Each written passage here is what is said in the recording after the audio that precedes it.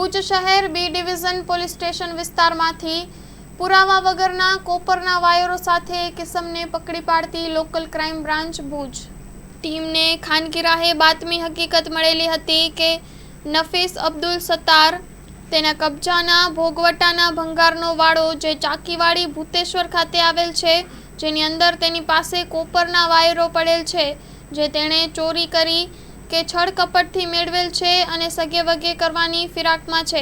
જેથી મળેલ હકીકત અંગે તરત જ વર્કઆઉટ કરી તપાસ કરતા મજકૂર ઇસમ હાજર મળી આવેલ અને તેના કબજામાંથી અલગ અલગ કોથળામાં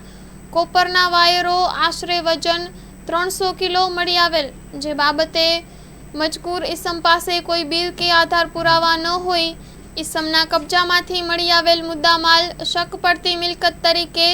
કબજે કરી ઇસમની અટકાયત કરી આગળની કાર્યવાહી હાથ ધરવામાં આવેલ છે। Story report by Kiran Gori, Bhuj.